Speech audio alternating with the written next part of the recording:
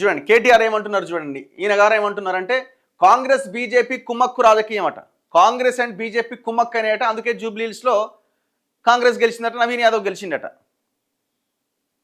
లేకపోయింటే ఈయన మొత్తం 1,00,000 ఓట్లతో గెలిచిపోయాడట. అట్లున్నది. చెప్పుకోవడానికి ఏదో ఒకటి కావాలి కాబట్టి రాజకీయ పార్టీలు చెప్తుంటాయి. కోర్స్ ఇక్కడ కాంగ్రెస్ ఓడిపోయినా వాళ్ళు ఇంకొకటి చెప్తుండేవాళ్ళు, బీఆర్ఎస్ బీజేపీ కుమ్మక్క అయింది అనేటోళ్ళు, ఇంకోటి ఇంకేమనేటోళ్ళు.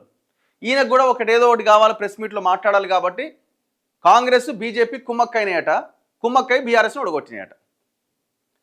మరి ఇప్పుడు పార్లమెంట్ ఎలక్షన్స్లో 0 సీట్లకు పరిమితమైనవు కదా నువ్వు. బీజేపీ 8 గెలిచింది, కాంగ్రెస్ 8 గెలిచింది. మరి ఎట్లా సాధ్యమైంది?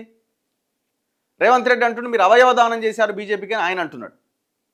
మీరు అంటున్నారు కాంగ్రెస్ బీజేపీ అని. ఎవరిది నమ్మాలి? మేమేం అంటున్నాం అంటే మాలాంటి వాళ్ళం ముగ్గురు కుమ్మక్కు రాజకీయాలు చేస్తున్నారని మేము అంటున్నాం. రాజకీయాలు ఫేర్గానే చేసుకుంటూ వెళ్తున్నారు మాట్లాడే దాంట్లో, కానీ దోపిడీ విషయంలో ముగ్గురు కలిసే దోపిడీ చేస్తున్నారు కదా. అంతర్గతంగా చర్చించుకుంటాం, రాష్ట్రంలో బీఆర్ఎస్ఏ ప్రత్యామ్నాయం అని తేలిందట. ఈ అట్లనే సంబరపడురిగా మేము ఎప్పుడు అపోజిషన్లోనే ఉంటాం, కాంగ్రెస్కి ప్రత్యామ్నాయం మేమే అని. వాళ్ళ ఉద్దేశం ఏంటంటే బీజేపీ 3rd ప్లేస్కి వెళ్ళింది కదా, బీజేపీని అసలు పట్టించుకోలేదు కదా, ఇక కాంగ్రెస్ కాకుండా మేమే, ఇక కాంగ్రెస్ వ్యతిరేకత మాకే ఉపయోగపడుతుంది, మేమే అధికారంలోకి వస్తామన్నది ఆయన మాట. కానీ మీరు చేసిన తప్పుల సంగతి ఏంది? జూబ్లీహిల్స్ బై ఎలక్షన్స్లో ఫస్ట్ నుంచి కేటీఆర్ చేసిన తప్పుల వల్లనే ఆమె ఓడిపోయింది. అసలు వాతావరణం చాలా చక్కగా అద్భుతంగా ఉన్న దాన్ని ఎందుకు ఉపయోగించుకోలేకపోయారు? సరే, కాంగ్రెస్ వైపు నుంచి బలమైన క్యాండిడేట్ నవీన్ యాదవ్ని పెట్టినప్పటికీ కాంగ్రెస్ పైన ఉన్న ప్రజా వ్యతిరేకత మీరు ఉపయోగించుకునే ప్రయత్నం ఎందుకు చేయలే? మీరు 10 ఏళ్ళుగా ఏం చేశారన్నది సరే ఉన్నది, అది పక్కన పెట్టండి. ప్రజలు మిమ్మల్ని ఎంతవరకు యాక్సెప్ట్ చేస్తున్నారన్నది పక్కన పెట్టండి. కానీ మీ ప్రయత్నం ఏం జరిగింది? మీ ప్రయత్నంలో చాలా లోపాలు, మీ వ్యూహాల్లో తప్పిదాలు ఎన్నో ఉన్నాయి కదా. ఫస్ట్ ఎలక్షన్ స్టార్ట్ కాగానే నవీన్ యాదవ్ టికెట్ ఇవ్వగానే మీరు క్యాండిడేట్ని కార్నర్ చేయడం స్టార్ట్ చేశారు. రేవంత్ రెడ్డి ప్రభుత్వం అవలంబిస్తున్న విధానాల మీద మీరు క్వశ్చన్ చేసి ఉంటే 2500 ఎందుకు ఇస్తలేరు, స్కూటీ అన్నారు, లేకపోతే ఇంకోటి అన్నారు, ఇండ్లు అన్నారు, ఇంకోటి అన్నారు, ఎందుకు రాలేదు అని క్వశ్చన్ చేస్తే ఏమైనా ప్రజలు ఒక 4 ఓట్లు వేసేవాళ్ళు. లోకల్గా ఉన్నవాడు, స్థానికుడు, ఒక బీసీ, అందులో హైదరాబాదులో బలంగా ఉన్న ఒక యాదవ్, వాళ్ళని పట్టుకొని మీరు రౌడీలు, అంతర్రాష్ట్ర రౌడీలు, వాళ్ళు ర్యాలీ తీస్తే అంతర్రాష్ట్ర రౌడీలని మొత్తం అందరిని ఒకే ఘాటిని కట్టేశారు.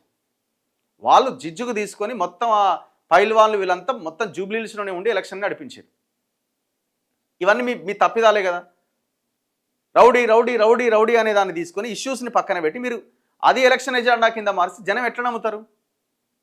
లోకల్గా రోజు చూసే వ్యక్తిని మీరు రౌడీ రౌడీ అంటుంటే వాళ్ళు ప్రజలు ఎట్లా రిసీవ్ చేసుకుంటారు? అది ఒక తప్పిదం. ఎలక్షన్లు పోలింగే అయిపోలేదు, సునీత ఆమె ఎవరు, మాగంటి సునీత బయటకు వచ్చి ఆమె దాదాగిరిలాగా బయటకు వచ్చి ప్రెస్ మీట్ పెట్టి 14వ తారీఖు తర్వాత నేను చెప్తాను మీ సంగతి ఏందో అని మాట్లాడింది. మరి అంతవరదాకా ఏడ్చుకుంటున్నామే, మరి ఇప్పుడు సడన్గా మార్చిందని జనాలు అట్లా ట్రోల్ చేసి, ఇంకా అప్పటికి ఎలక్షనే అయిపోలే, ఇంకా పోలింగ్ జరుగుతున్నది, ఇంకా 2-3 గంటల పోలింగ్ ఉన్నది, ఇంకా దాదాపు చాలా వేల మంది లైన్లలో ఉన్నారు. అయిపోయా, మీరు ఓడిపోయారని అక్కడ అర్థమవుతూనే ఉండే. ఈ రాంగ్ స్ట్రాటజీని అవలంబించిన వాళ్ళు ఎవరు? మీరే కదా. ఇప్పుడు మీకు చెప్పంది అయితే బయటికి రాదు కదా. ఇవన్నీ తప్పిదాలే.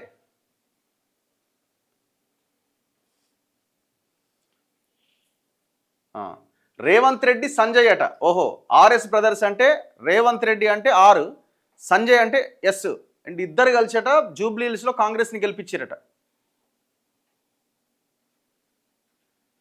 జూబ్లీహిల్స్ ఉప ఎన్నిక నేపథ్యంలో కాంగ్రెస్ బీజేపీ కుమ్మక్కు రాజకీయం బయటపడ్డది. ఆర్ఎస్ బ్రదర్స్ సమీకరణ ఇక్కడ వర్కౌట్ అయినట్టు కనబడుతోందని బీఆర్ఎస్ వర్కింగ్ ప్రెసిడెంట్ కేటీఆర్ వ్యాఖ్యానించారు.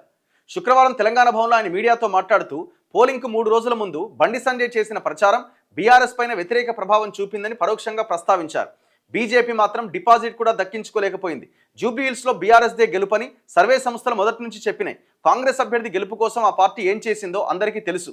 ఏదేమైనా ప్రజా తీర్పును గౌరవిస్తాం, ఉప ఎన్నిక ఫలితంపై ఆత్మ విమర్శ చేసుకుంటామని, పార్టీలో అంతర్గతంగా చర్చించుకొని వైఫల్యాలు గుర్తించి సరిచేసుకుంటామని పేర్కొన్నారు.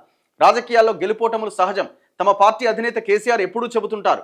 జూబ్లీహిల్స్ ఫలితాన్ని చూసి కుంగిపోమని, ఏమాత్రం నిరాశ చెందకుండా ప్రధాన ప్రతిపక్షంగా ప్రజల కోసం పనిచేస్తూ ప్రభుత్వంపై పోరాటం చేస్తూ ముందుకెళ్తామని చెప్పారు. మీరు ఫస్ట్ మార్చుకోవాల్సింది ప్రజలకి క్షమాపణ చెప్పడం ఇంతవరకు జరగలే. ఇప్పటికీ కూడా ప్రజలే తప్పు చేశారనే లైన్లోనే ఉన్నారు తప్ప మీ అహంకారాన్ని తగ్గించుకొని మేము తప్పు చేశామనే లైన్కి కనుక మీరు వస్తే ప్రజలు ఏమైనా మిమ్మల్ని రిసీవ్ చేసుకోవడానికి అవకాశం ఉంటుంది.